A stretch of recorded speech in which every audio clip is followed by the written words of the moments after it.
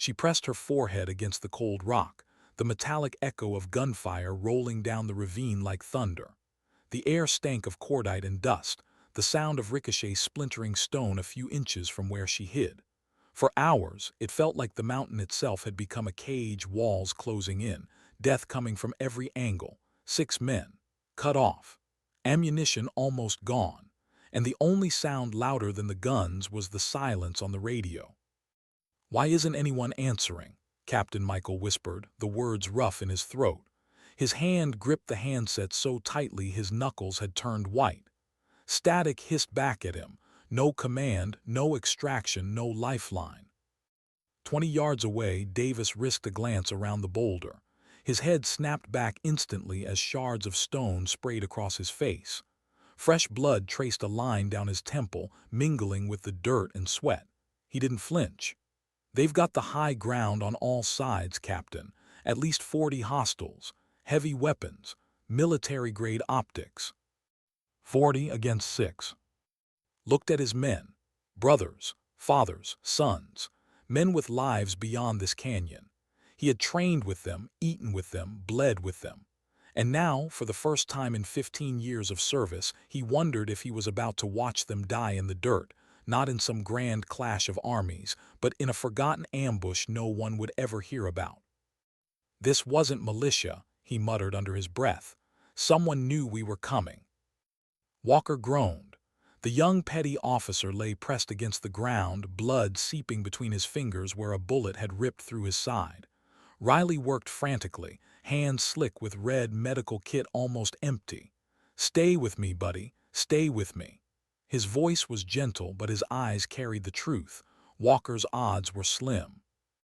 A fresh barrage thundered against the rocks, dirt raining down on them.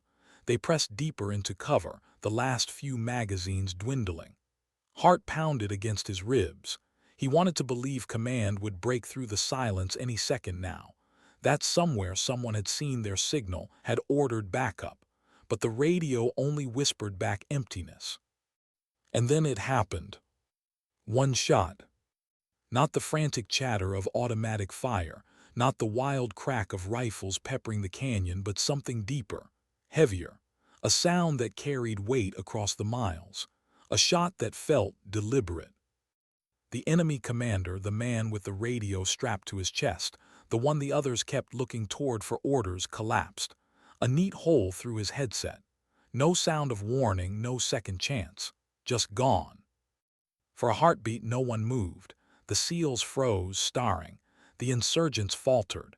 Confusion rippled through the lines like a wave. Then 3 more came, one after another. The heavy machine gunner on the ridge slumped sideways, his weapon silent. The spotter with the thermal gear folded where he stood.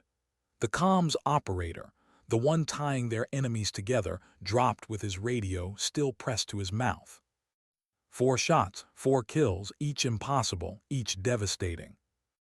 Davis blinked, eyes wide. That's impossible. Heart slammed against his chest.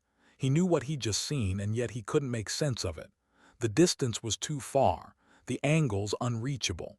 No SEAL, no Marine, no sniper in the history books would have risked shots like those. And yet, a voice cut through the static on their emergency channel. Cool, calm, absolute. Ghost echo providing overwatch. Clear west passage in 4 minutes. The men exchanged stunned looks, mouthed the word without speaking. Sentinel. He hadn't heard that name in years. Only whispers. Only rumors traded between old operators late at night. The kind of legend you never put in writing. A guardian no one had ever seen, who appeared when teams were lost beyond hope, who left only the silence of bodies behind. Some said she didn't exist at all. Others swore she'd saved them. But now here, under the blood-red Sierra sky, a voice no one expected had just claimed the impossible. 4 minutes, that was all. Looked at his men. Get ready to move, on her mark. They didn't argue. They didn't question. Because for the first time since the ambush began, there was hope. And somewhere, 2 kilometers beyond the, unseen even through their scopes, a woman lay prone in the dust, breath steady, finger curved around the trigger. Her heartbeat matched the mountain winds. Her eyes, hidden behind dark lenses, never blinked. Caldwell Sentinel. The last ghost of a program the government pretended had never existed. And as her next shot broke the silence, no one on that mountain knew that this night, this impossible rescue, would echo for decades, buried in classified files, whispered in corridors by every report.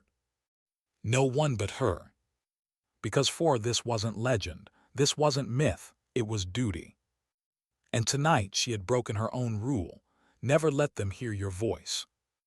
The barrage that followed was weaker, scattered, leaderless. The insurgents fired wildly, desperation replacing coordination. Shots cut through their panic with surgical precision. Each pull of the trigger bought seconds. Each life ended bought ground. She wasn't killing for glory, she was carving a path. 2 minutes, her voice whispered through the SEAL's channel. Davis swallowed hard. She's counting for us. Nodded, move on her call. It was madness to trust a stranger's voice, but something in it left no room for doubt. Something steady, measured, unflinching. When she said go, they went. They broke cover in a sprint, carrying Walker between them. Bullets chased their heels, kicking dust into their eyes, but the shots that mattered never landed. Because each time a muzzle flashed in their direction, another crack answered from the unseen ridge. By the time they cleared the West Passage, lungs burning, legs shaking, the gunfire behind them had thinned to nothing but sporadic echoes. And then silence. Not the silence of defeat, but the silence of survival. The men collapsed behind the cover of a dry riverbed, gasping. Riley pressed fresh bandages into Walker's side. Davis checked the sky, the horizon, held the radio close. Overwatch, this is Maverick 6, he rasped. Identify yourself. No answer. Overwatch, say again, identify. Static. The channel went dead. Davis shook his head slowly. She's gone. Didn't answer. He just stared west toward the place where 4 impossible shots had rewritten their fate. Caldwell had already vanished, as though she had never been there at all. But in the dust of Sierra Nevada, under a blood-colored sky, a myth had taken shape. One they would carry back with them, one they would never be allowed to tell. And as the last rays of light bled out of the canyon, a thought flickered in mind, one he would never speak aloud. Sometimes salvation doesn't wear a uniform. Sometimes it hides in the shadows, pulling a trigger no one else can see. Why did she hide in plain sight? That question gnawed at him every time he saw her. Thunder Ridge was not the kind of place where people slipped through unnoticed. The Montana base sat tucked high in the mountains, a fortress of steel and stone where every soldier's history, every record, every scar had been combed through before arrival. Yet here she was, the quiet woman in the armory, cataloging rifles with hands that moved like they'd been born for the work, her eyes always hidden behind dark aviators even when the fluorescent lights buzzed overhead. Caldwell, weapons maintenance specialist, 35 years old, 8 years Army, honorable discharge, on paper nothing remarkable, and yet everything about her felt wrong. Master Chief Morgan Hayes knew what wrong looked like. He had lived too many years in the spaces between silence and chaos to mistake it. Wrong wasn't loud. Wrong didn't draw attention. Wrong whispered at the edge of your senses, an itch you couldn't quite scratch. The way she carried herself, spine straight, footsteps quiet, always calculating angles to exits without seeming to look. The way she touched the rifles, like they weren't tools but extensions of her own body. And the way she listened. Not the casual half-attention of someone marking time in a mundane job, but the piercing, total focus of a predator. Hayes leaned against the doorframe of the armory, watching her work. She hadn't noticed him yet, or maybe she had, and simply chose not to acknowledge it. Her hands disassembled in 13 rifle in practiced silence. Every motion was precise, measured, unhurried. The smell of gun oil lingered in the room, the faint rasp of a brush through the barrel filling the air like the rhythm of a hymn. "That's Wilkins' rifle," Hayes said finally, his gravel voice cutting the quiet. She didn't flinch, didn't even pause, just murmured it wasn't the rifle. Hayes stepped inside, crossing the room. He said the grouping was drifting at 800 meters. "It was him," she said flatly. Her tone wasn't dismissive, it was certain, like the matter had already been settled. "He exhales too hard before the shot. His right shoulder carries tension. He anticipates recoil." She twisted the barrel assembly into place, movements clean as surgery. "I'll tune the harmonics anyway. The rifle will forgive his mistakes." Hayes studied her, the lines of his weathered face unreadable. "You can tell that by looking at the carbon buildup." Finally, she glanced up. The lenses of her aviators hid her eyes, but her faint smile was the only crack in her armor. "I can tell by watching him breathe." She returned to the rifle, conversation over as far as she was concerned. Hayes left her to it, but that night, alone in his quarters, he couldn't let it go. He had survived 4 decades in naval special warfare by trusting patterns, by learning the difference between what was on the page and what was in the shadows. And Caldwell's file, it was all shadows. 8 years in the Army, no combat tour, weapons tech, discharge, a dead-end story, but her hands, her stance, her eyes, those belonged to someone else. Someone with blood in her past, the kind of blood that never washed away. Hayes poured 2 fingers of bourbon and stared at her service record on his screen. No commendations, no reprimands, nothing to suggest anything but a competent but forgettable career. It was too neat, too empty. A buzz on his phone pulled him out of his thoughts. A message from Lieutenant Commander Mason. "Range 4. You'll want to see this."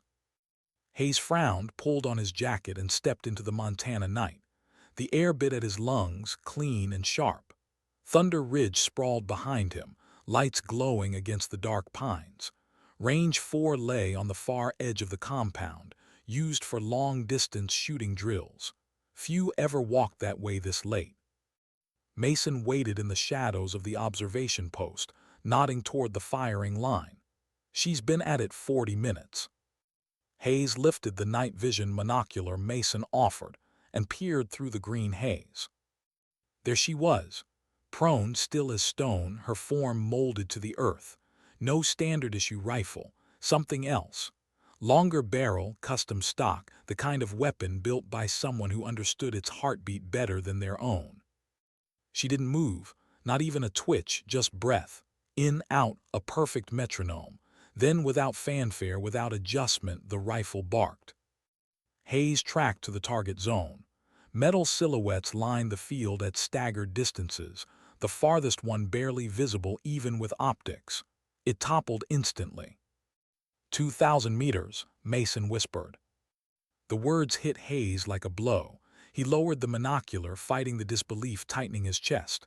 No wind calls, no spotter. "First round hits, every time." Mason's voice was hushed, reverent. "She's done it 6 times now." Hayes lifted the monocular again, watching her work. Steady, precise. A rhythm without hesitation. No between shots, no searching for corrections, just certainty. It wasn't possible. It shouldn't be possible. And yet the steel silhouettes kept falling, one after another, like dominoes tipped by a phantom's hand. When the last target fell, Hayes lowered the monocular slowly. His pulse thudded in his ears. "That's not Army training," he muttered. "No," Mason said, "that's something else." They stood in silence for a long moment. Hayes' thoughts churned, circling a name he hadn't spoken in years.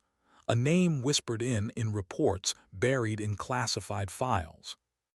Ghost Echo. He pushed the thought away. But deep down, he knew the truth he didn't want to admit. That night when Hayes returned to his quarters, he found himself searching for answers he shouldn't.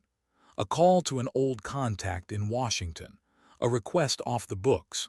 2 words spoken quietly into the static. Ghost Echo. The silence that followed told him everything. 4 days later, his contact finally called back. His voice was tight, stripped of its usual ease. "Where did you hear that name, Hayes?" Hayes said nothing at first, staring at the shell casing he had found in his workshop, unmarked brass, save for one engraving, GE7. "I need to know," Hayes said. Another silence, then a single sentence. "There was one woman, they called her Sentinel." Hayes closed his eyes, his breath stilled, and for the first time in decades, the memory of Sierra Nevada returned like a wound reopening. The impossible shots, the voice that had saved his team, the one ghost no one had ever claimed to see. Sentinel. And now she was here, at Thunder Ridge, hiding in plain sight. But the question burned sharper than ever. Why the following week, Hayes watched her with sharpened eyes. He saw the way she moved through the base, invisible, yet always positioned with exits in view. The way she could identify approaching vehicles by the sound of their engines. The way her head tilted slightly when distances were measured, as though some part of her was always calculating. She wasn't just surviving, she was waiting. For what, Hayes didn't yet know. But as he walked past the armory one afternoon, hearing the quiet clink of tools and the steady rhythm of her breath, he felt something he hadn't felt in years. Curiosity. And a flicker of fear. Because legends weren't supposed to be real. And if she was here, then something had followed her. How much truth could one bullet hold? That was the thought Morgan Hayes carried with him as he turned the small brass casing over in his hands. It had been tucked beneath a drawer in the armory, hidden so carelessly it felt deliberate. The faint engraving at the rim caught the light, GE7. Not a manufacturer's mark, not standard issue, something older, something coded. Ghost Echo, Operative 7. Hayes closed his fist around it, the edges digging into his palm. He'd seen plenty of strange things in nearly 4 decades of service, but nothing unsettled him quite like this. Legends were safe when they stayed stories. Whispers traded in barracks. Half-believed tales told over bourbon in dark corners of bases scattered across the world. But when a myth dropped into your hand in the form of untraceable brass, when a woman on your base moved like a shadow that had already lived 10 lives, then the legend wasn't just real. It was standing 20 yards away, cleaning rifles as if she were no one at all. That night Hayes picked up the phone. He hated calling in favors. Every ask was a debt, and debts in Washington always came back heavier than they were given. But there was no other way. "Jim," he said when the voice on the other end finally answered, "I need you to pull something for me, off the books." "You're supposed to be 3 weeks from retirement, Hayes," came the weary reply. "Captain James, Naval Intelligence, old friend, old ally. Why do I already regret answering this call?" "Because I'm asking about something that doesn't exist." A pause, then quietly, "What's the name?" Hayes exhaled, staring at the casing in his hand. "Ghost Echo."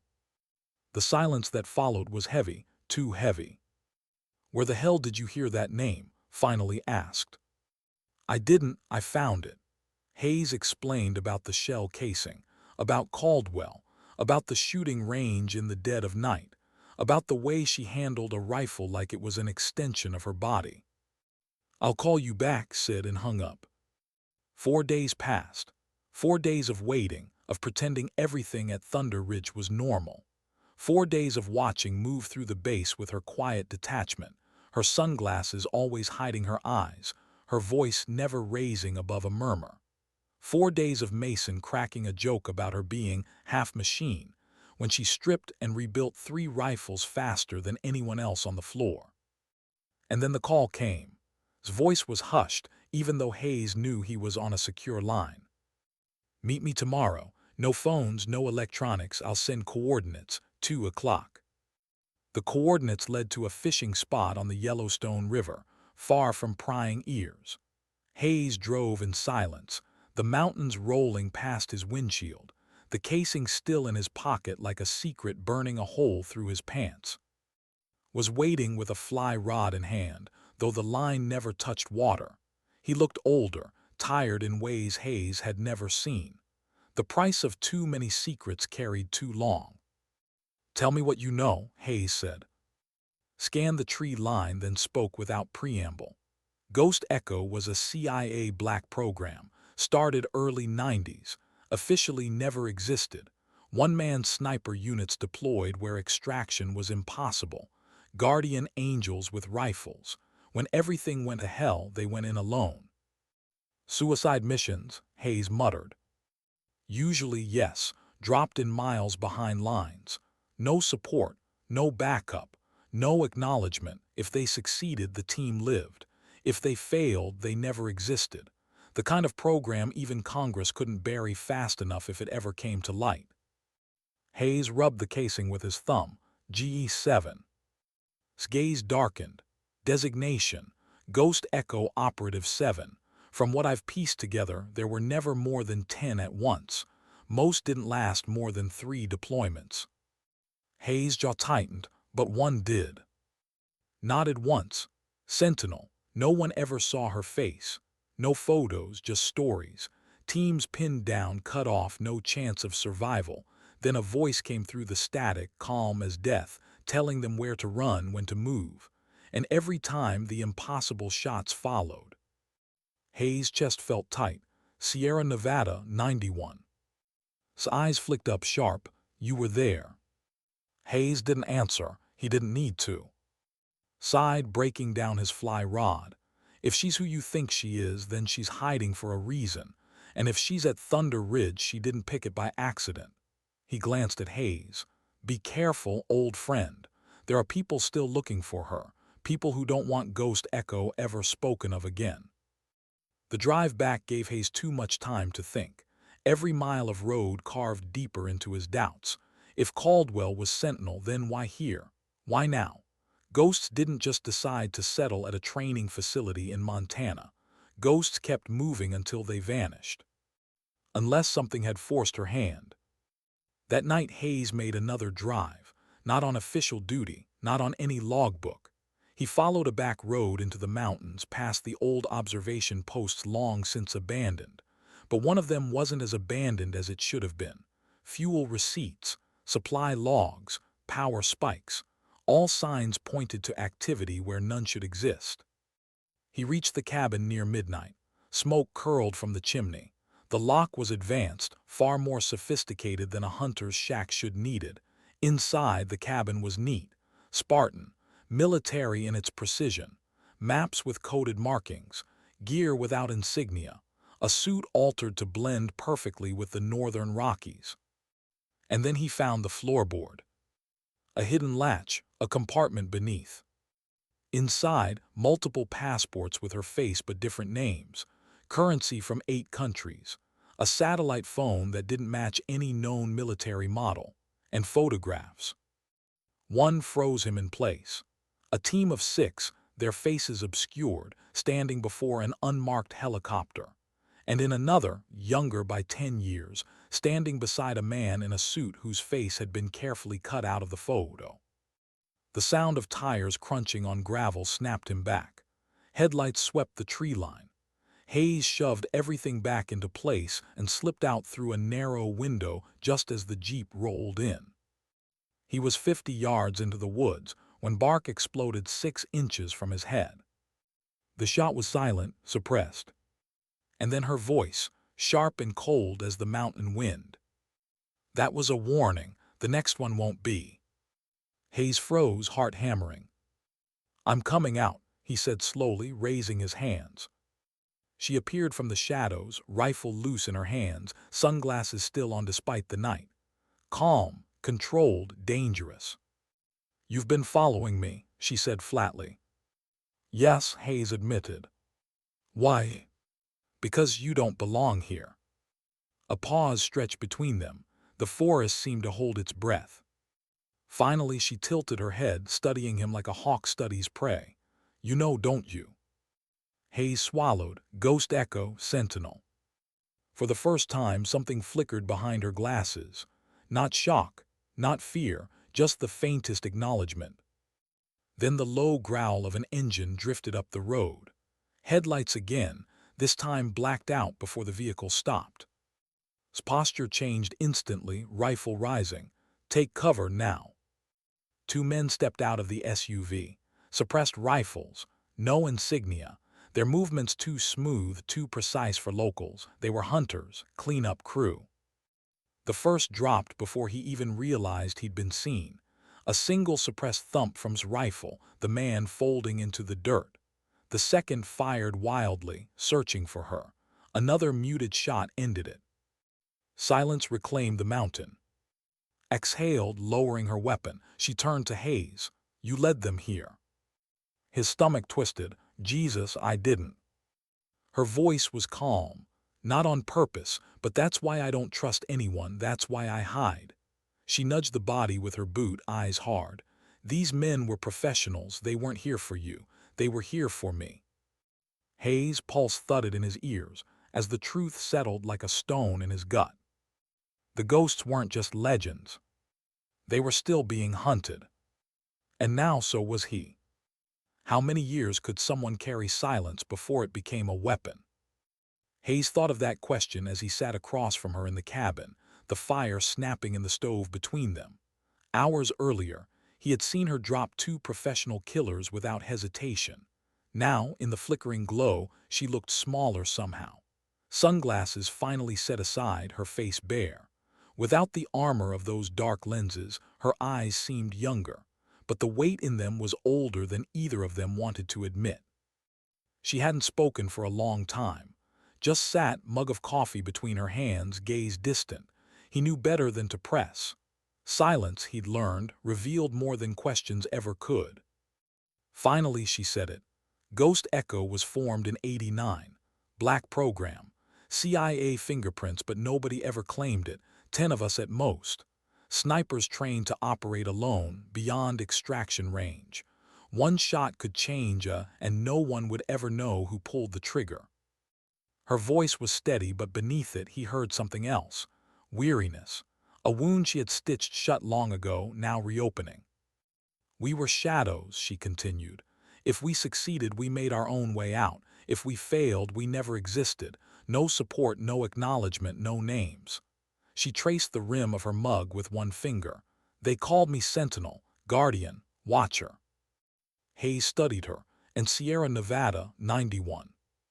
Her eyes flicked to his, the faintest flicker of recognition. "My first field mission. You were there." He nodded slowly. The canyon came back in fragments, the hopelessness of being surrounded, the static on the radio, the sudden voice that cut through it like steel, the impossible shots. He had lived with that mystery for 34 years. And now here she was. "You saved us," he said quietly. Her lips twitched, not a smile, but something close to it. "You weren't the only ones. Kandahar, Basra, Grozny. My job wasn't to be seen. My job was to watch, to end the threats no one else could." She looked back into the fire. But the real threats weren't always on the battlefield. Her tone shifted, colder. In 2008, Afghanistan, Operation Crimson Dawn, 6 of us deployed, supposedly targeting a terrorist cell, except there was no cell. It was a kill box, a trap designed to erase Ghost Echo. Hayes leaned forward. "Your own people." She nodded once, the firelight caught in her eyes, turning them into shards of glass. "I watched my team go down one by one. We fought together for years, laughed together, bled together, and in less than an hour they were all gone. I was in Overwatch, too far to save them, too close to escape the sound of their voices." Her voice caught for the first time, the words almost breaking, but she steadied. "I held my position for 26 hours, covered their bodies so they couldn't be desecrated. 187 confirmed kills. It didn't matter, they just kept coming, wave after wave." Hayes swallowed hard. He had seen combat turn men into shells, but the way she said it, without pride, without shame, just fact, made his chest tighten. "How did you survive?" he asked. Her jaw flexed. "I broke protocol, tracked the attack back to its command post, found their handlers, CIA, contractors, Men who'd been giving me orders for years. I put a bullet in every one of them. She didn't blink as she said it. And then Hayes asked. I disappeared. Her voice was flat, final. I've been running ever since, not hiding, hunting. For 14 years I've been piecing together who they were, what they did. The program wasn't shut down because it failed. It was shut down because we saw too much. We witnessed operations that should never have happened. Renditions, black prisons, assassinations masked as terrorist attacks. They called themselves the Committee. Hayes' stomach clenched at the name. He had heard it once years ago, whispered in a briefing he wasn't supposed to attend. He had dismissed it as rumor. Now it felt like a stone in his throat. They're not a branch, not an agency, continued. They're a shadow inside the system, invisible, untouchable. They decide which operations move forward, which lives end, which stories never reach daylight. And when Ghost Echo became inconvenient, her hands tightened around the mug. They erased us. Hayes sat back, his thoughts racing. If what she said was true, if even half of it was true, then this wasn't about one woman surviving. This was about rot deep inside the bones of the system he had dedicated his life to. They tried to erase you too, he said. They failed. Her tone sharpened, flaring with the steel beneath her calm. And now I'm finishing what they started. I've been tracking them piece by piece. Names, dates, operations. 14 years of evidence, but it's never enough. They're always one step ahead, always cleaning their tracks. She leaned closer, her eyes locking onto his. But now something's changed. They're mobilizing again.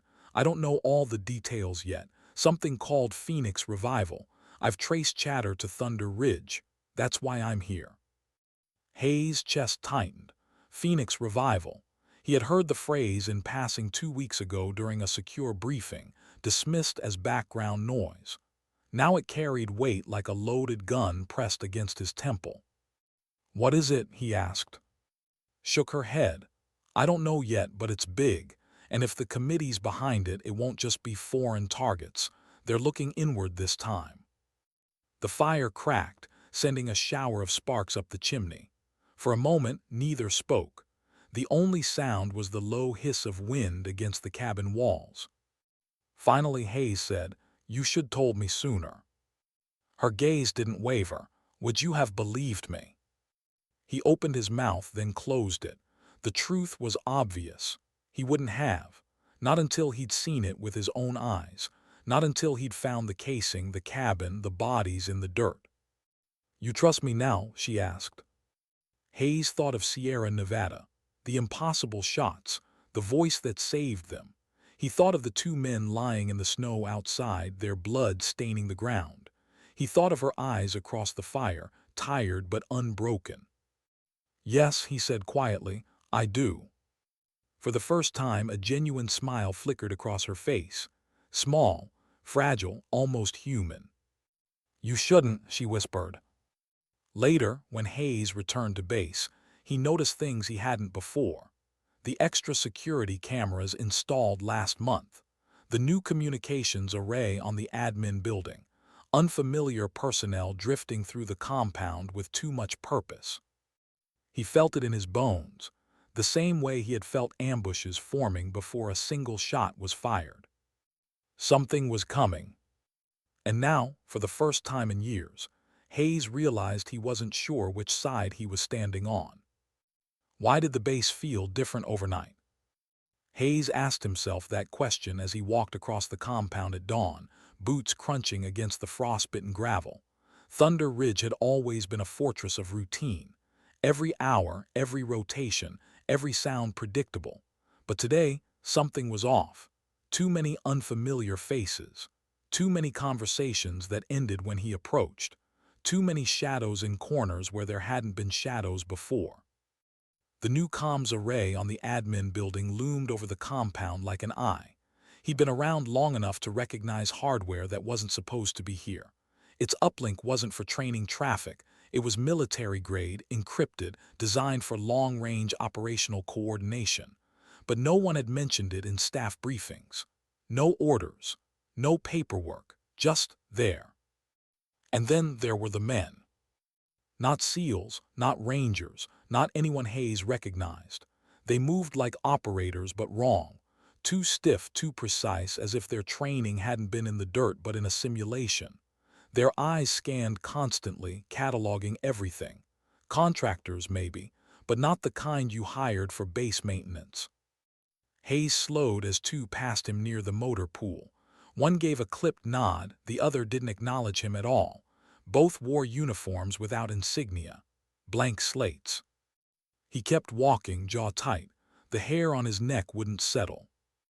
In the mess hall, Lieutenant Commander Mason slid into the bench across from him, dropping a tray of eggs that looked as tired as the man eating them.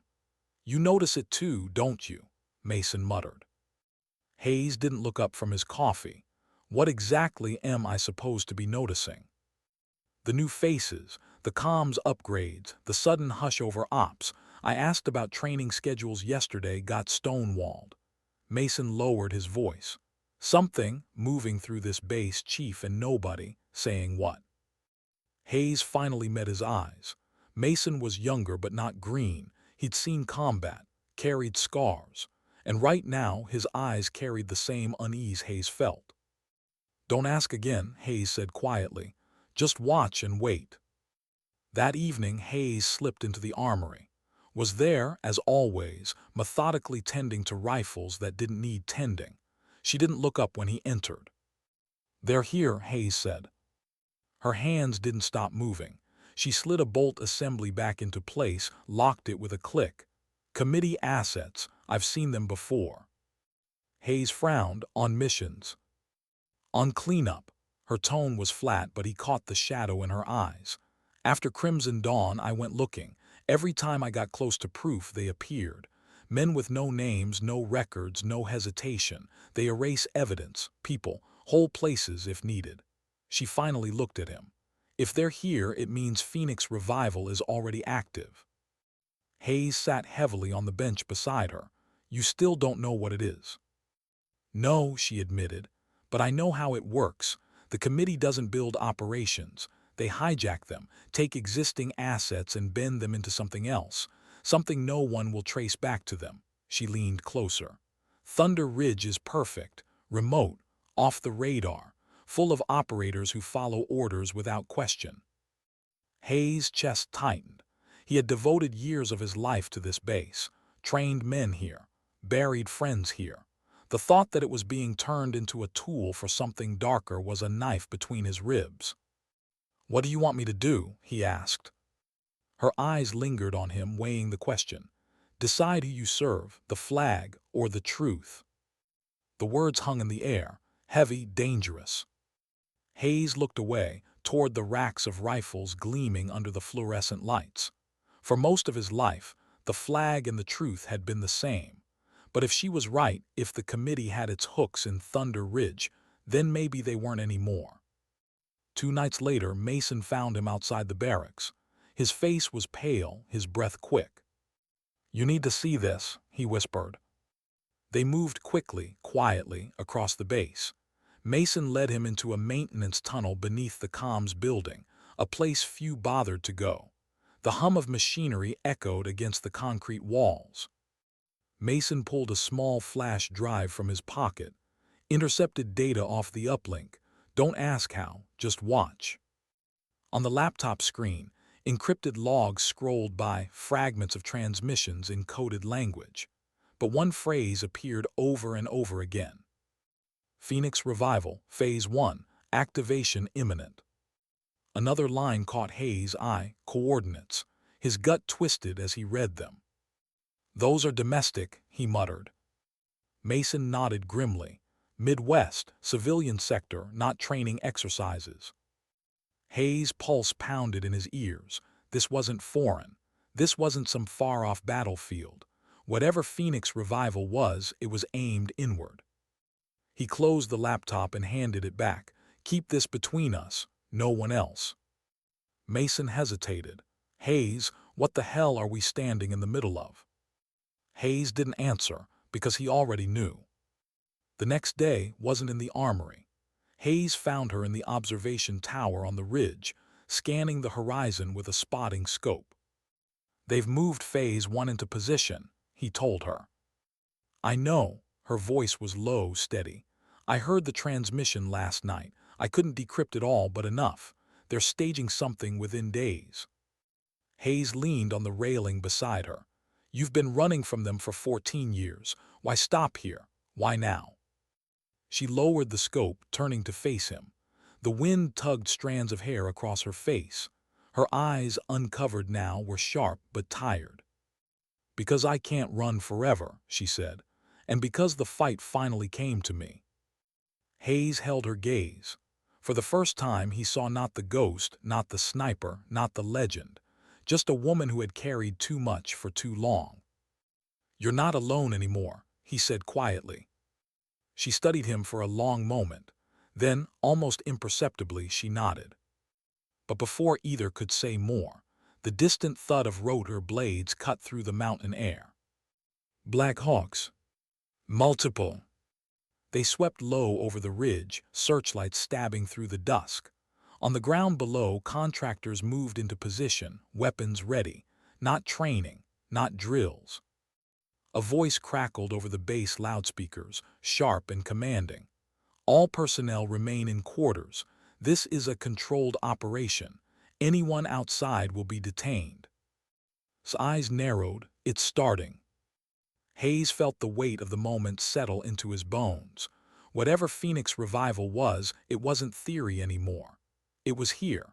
And Thunder Ridge, his home, his last post, had just become enemy ground. Back in the barracks, whispers spread like wildfire. Men and women trained for war, now suddenly confined without explanation. Some asked questions, some obeyed orders, most just sat in silence, waiting for clarity that never came. Hayes didn't wait. He moved through the shadows of the compound at his side, their steps synchronized without a word. They slipped past checkpoints, past the new guards who weren't wearing names, past the floodlights cutting through the dark. In the admin building, behind the reinforced doors of the comms room, they finally saw it. Maps of U.S. cities, transport grids, civil infrastructure, all marked in coded overlays, and at the top of the board stamped in red. Phoenix Revival Phase 1, establish control. Phase 2, destabilization. Phase 3, reset. Hayes' breath caught in his throat. My God. His jaw tightened. They're not fighting enemies anymore. They're building them. And in that moment, Hayes understood something he had never wanted to believe. The war wasn't out there anymore. It was here. How fast could order collapse? Hayes had spent his life in military structures where every command was a spine, every order a bone. But that night at Thunder Ridge, he watched the body fracture in seconds. The first cracks came with the sirens, harsh, metallic, echoing through the valley like air raid warnings. Men and women tumbled out of barracks, half-dressed, disoriented. Floodlights carved the compound into harsh white zones, turning familiar spaces into interrogation rooms under the open sky. Then came the voices, not the steady cadence of officers barking standard orders, but new voices, strangers, clipped, efficient, cold. All personnel report to muster stations. Weapons remain secured. This is not a drill. The lie carried in every syllable. Hayes slipped through the shadows at the edge of the motor pool at his side. Both had ditched uniforms for dark gear, scavenged from the armory, neutral, unmarked, ghosts among ghosts. Ahead, a line of SEAL trainees stood in the floodlights, hands above their heads, flanked by contractors in black uniforms with no insignia. Hayes' gut twisted.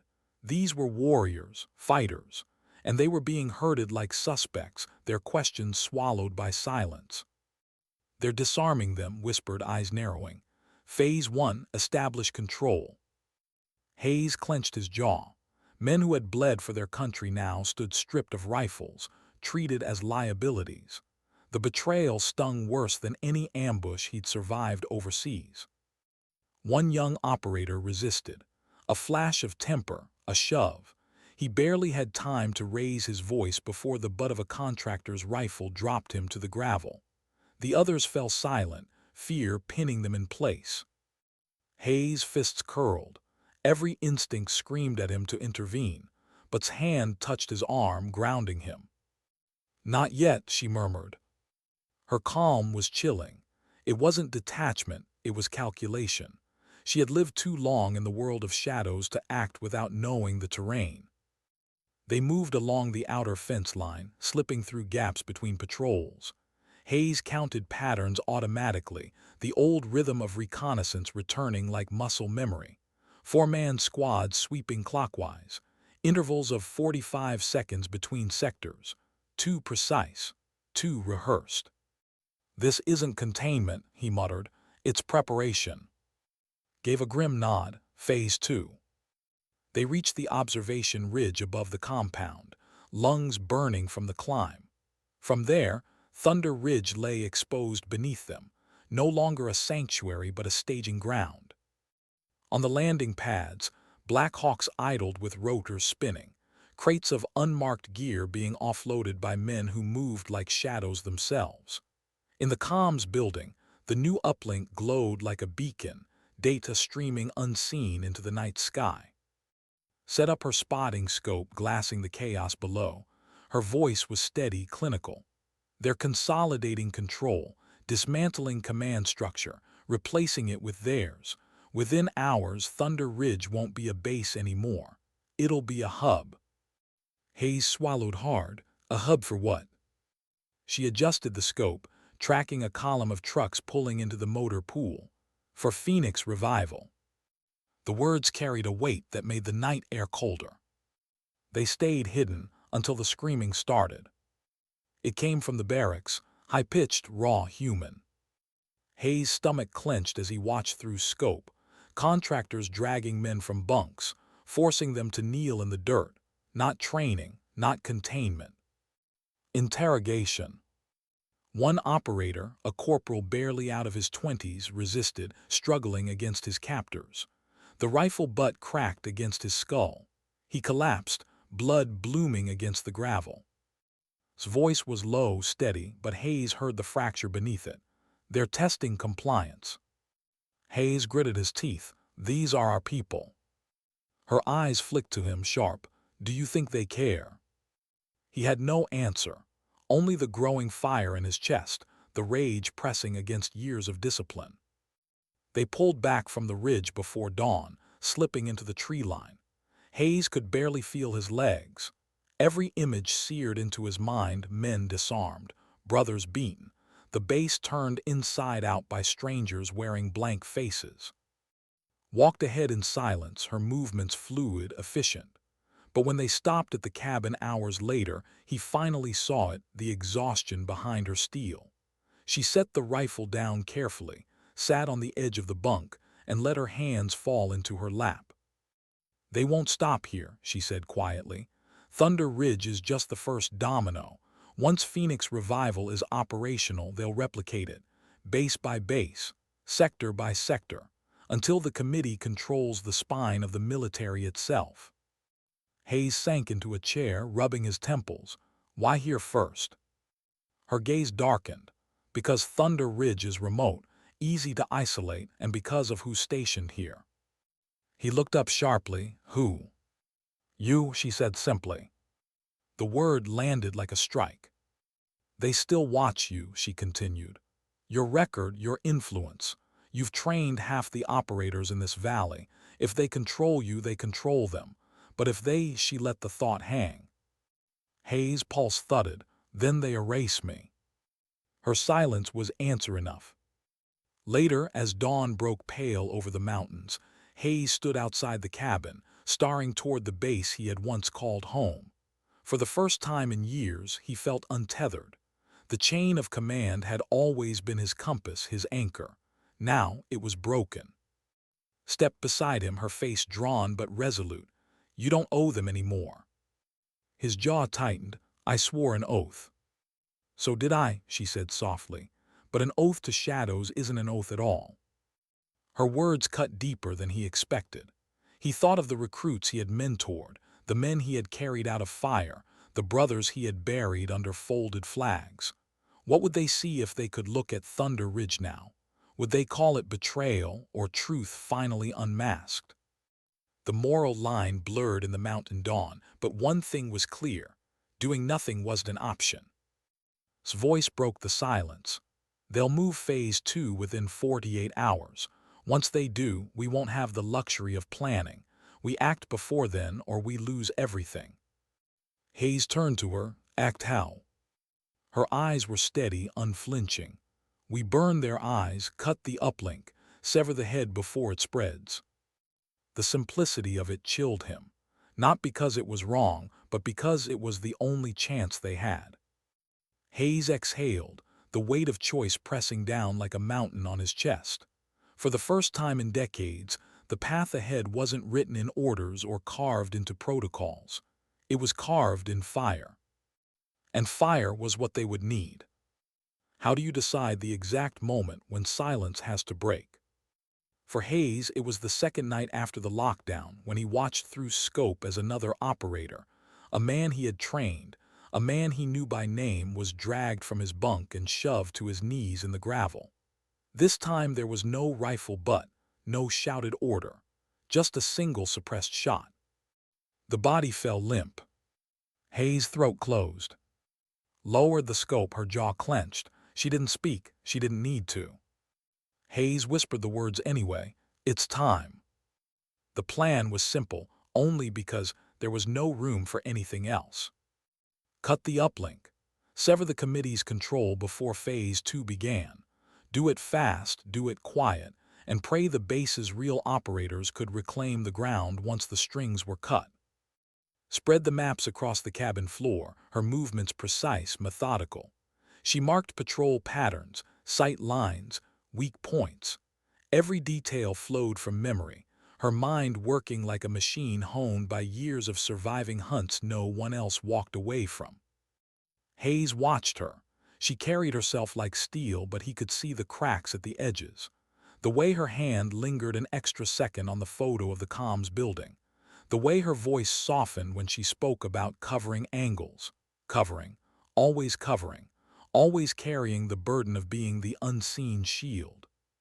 Finally, she set the pen down and looked at him. You don't have to come.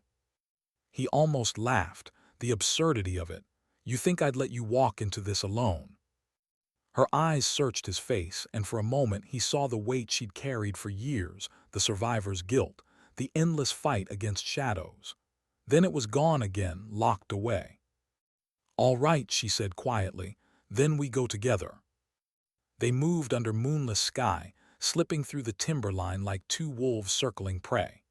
The base lay below, lit harshly by floodlights, patrolled by men who believed they were hunters.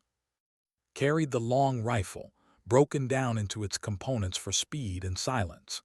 Hayes carried demolition charges, crude, improvised from supplies they'd smuggled out of the old observation posts.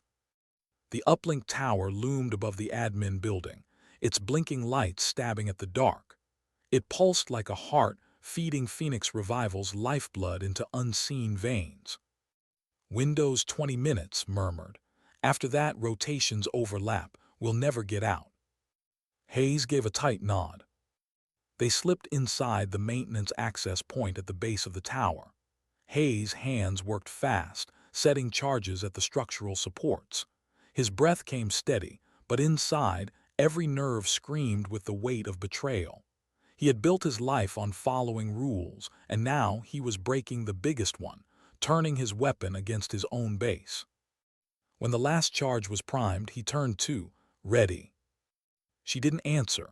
She was staring at the wall, where a mirror reflected their shadows under the dim emergency light. Her eyes locked on the reflection, as if seeing something far older than the room itself. He touched her arm. She blinked, shook it off. Let's move. They were 2 corridors from the exit when it happened. The door slammed open, flashlights, rifles, voices barking orders. Hands where we can see them. Hayes froze. Contractors, 5 of them, too many, too close. His eyes flicked to him, a split second of decision. Then her rifle snapped up and the hallway erupted. Suppressors thudded, muzzles flashing muted fire. The first man dropped instantly, a round through his visor. The second went down in a spray of sparks as Hayes' sidearm barked. The others fired back, rounds ripping chunks from the concrete. Hayes shoved into cover, adrenaline roaring in his veins. He hadn't been in a firefight stateside in his life, and the wrongness of it burned in his chest. Moved with terrifying calm, each breath aligned with a shot. Each shot dropped a man. By the time silence fell, the hall reeked of cordite and blood. Hayes' ears rang. His chest heaved. He looked at her, this ghost, this woman, this survivor, and for the first time he wondered if she was human at all. But then he saw her hands shaking as she reloaded, just slightly, just enough to remind him she was. They burst from the maintenance exit, sprinting into the tree line as alarms howled behind them. Spotlights swung across the compound, searching. Shouts echoed. The uplink tower pulsed red against the night sky. Hayes hit the detonator. The explosion shook the valley. Fire ripped through the tower, metal shrieking as it collapsed in on itself. The comms building lit up like a funeral pyre, sparks raining down across the compound. For one breathless moment, everything stopped. The lights flickered, the alarms stuttered, the base held its breath. And then chaos erupted.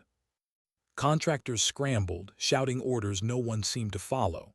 Operators broke from their penned lines, seizing weapons, striking out against their captors. Gunfire crackled across the compound, sharp and raw. Hayes and crouched in the timber, watching the storm they had unleashed. Hayes' chest ached with the weight of it. "God forgive us," he muttered. His eyes stayed fixed on the fire. "God didn't build this. They did. We're just tearing it down." They didn't run. Not yet. Instead, they circled the ridge, watching as Thunder Ridge dissolved into open battle. It wasn't clean. It wasn't precise. It was men and women fighting confusion, fear, betrayal, striking at whoever they thought might be the enemy. And beneath it all, Hayes felt the truth gnaw at him. There would be no going back. Not for him, not for her. Finally lowered the scope, her face pale in the firelight. Phase 2 won't stop. Even without the uplink, they'll adapt. The committee doesn't lose, they just shift. Hayes swallowed hard. Then what the hell did we just buy? Her voice was quiet. Time. The word hung heavy. Not victory, not safety, just time. Hours later, they holed up in an abandoned ranger station 20 miles from the base. Hayes collapsed into a chair, exhaustion dragging at his bones. His hands were still stained with dust and blood. Sat across from him, rifle propped against the wall, staring at nothing. Hayes finally broke the silence. "You've been fighting them for 14 years. Did it ever feel like enough?" She didn't answer right away. Her eyes shimmered faintly in the lamplight, the first crack of vulnerability he'd seen since the firefight. "No," she said softly, "it never feels like enough, but sometimes," she exhaled, long and slow, "sometimes surviving is the only way to fight." He leaned back, eyes closing. "And if survival is possible?" Her reply was almost a whisper. "Then we make sure they remember why they had to kill us." Hayes opened his eyes. For a long moment, neither spoke. Just two soldiers, one ghost, one old warrior, staring down a war no one else would ever admit was real. And in the silence, Hayes felt the shift. He was no longer a bystander in this fight, no longer a witness. He was in it, bound to her, bound to the truth they'd unearthed. Thunder Ridge had burned, and with it so had the last bridge back to the world they once known. How long could two people run before the world closed in? Hayes asked himself that as the ranger station shook under the thump of approaching rotors. The mountain night was no longer silent. Engines roared in the valley below, headlights crawling along switchbacks like hunting eyes. The committee hadn't just regrouped, they had unleashed the net. Stood at the window, rifle steady against her shoulder, every line of her body coiled with purpose. She had been waiting for this. Not the moment of capture, not survival, but the moment where there was nothing left to lose. "They're coming," Hayes said, voice raw. She didn't turn. They were always coming. The first assault came fast. Black hawks swept low, searchlights stabbing the tree line. Contractors in black fanned out, their movements clinical, rehearsed. Haze and opened fire from the upper floor, each shot precise, deliberate. Shadows crumpled in the snow. Searchlights shattered. But for every man who fell, two more emerged. Hayes' chest burned as he reloaded, brass clattering at his feet. Memories flashed with each trigger pull, the recruits he'd trained, the men who'd trusted him. He wondered if any of them were down there now, forced into this by chains of command they didn't understand. Beside him was the storm he had always imagined but never seen. Her calm bordered on terrifying. Each shot a decision, each decision final. And yet, between breaths, he caught it, the tremor in her hands, the cost of years carried in silence. "Too many," Hayes shouted. His eyes flicked to him, then back to her scope. "There's no such thing." The roof cracked under gunfire. Bullets chewed splinters into the room. Hayes dragged her down the stairwell, heart pounding.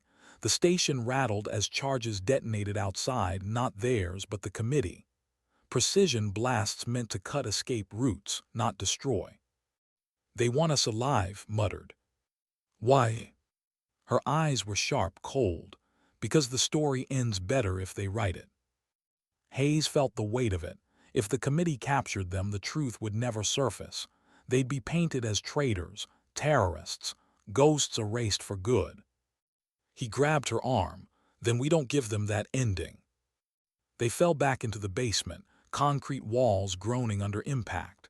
Hayes slammed the door, braced it with a workbench. The air stank of oil and dust. Crouched by the old generator, pulling wires free with practiced hands, Hayes watched her rigging something crude, deadly. She didn't explain, and he didn't ask. Some things didn't need words. Finally, she looked up. "When they breach, we give them one last story, not the one they want, the one we choose." Hayes' throat tightened. "And what story is that?" Her gaze didn't waver. That two people stood against the machine, that even in the dark someone said no. The words carved into him, simple, final. The breach came minutes later. Explosives tore the door from its hinges, shockwaves rattling the foundations. Contractors poured in, rifles raised. Hayes and opened fire. The basement became thunder, deafening, relentless. Shadows fell, but more surged forward. Muzzle flashes strobed the room into fragments. His face set like stone, Hayes' hands steady despite the weight of years, the storm pressing closer and closer. Then a round caught Hayes in the shoulder. The force spun him back, pain tearing through his chest. He dropped to a knee, teeth clenched. Was there instantly, dragging him behind cover, her own rifle spitting fire. "Stay with me." Blood soaked his sleeve, hot and relentless. His vision blurred, but through it he saw her still fighting, still holding the line, a lone sentinel. And in that moment, clarity struck him. She wasn't just fighting the committee. She wasn't even fighting for survival. She was fighting so that someone, somewhere, would know they had existed. That truth hadn't gone entirely silent. He rasped, "The generator." Her eyes flicked to him, then to the wires she had rigged. A charge. Enough to bring the whole station down. Enough to erase them and the men storming the basement in one breath. Her hand hovered over the trigger. Hayes reached out, bloodied fingers brushing hers. "Let me." She froze, breath trembling. "You've carried it long enough," he whispered. "Let me carry this part." For the first time since he had met her, her eyes softened. The ghost broke just slightly. And she nodded. The contractors pushed closer, voices barking, rifles raised. The trap was seconds from collapse. Hayes pressed the trigger. The world went white. They found the ruins at dawn. The station was ash and rubble, the mountain air heavy with smoke. Among the debris, bodies lay charred and broken, contractors, shadows of the committee, men who would never be named. of haze, and nothing certain remained. Some swore they had seen figures slip into the tree line before the blast. Others said the mountain had swallowed them whole. Official reports filed them as rogue operatives, terrorists, traitors. The committee's story written in ink. But among the operators who had survived Thunder Ridge, whispers spread.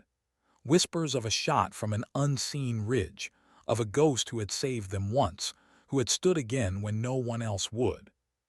They whispered her in silence, not daring to say it aloud. Sentinel. And sometimes, when the wind cut across the valley just right, it carried with it the echo of a rifle shot, not aimed at an enemy, not aimed at glory, just a reminder. A reminder that someone had watched. In the end, it wasn't victory. It wasn't defeat. It was something smaller. 2 lives burning to buy a moment of truth, a fragment of resistance, a seed that might one day grow into more. Because sometimes dignity doesn't speak. It simply acts.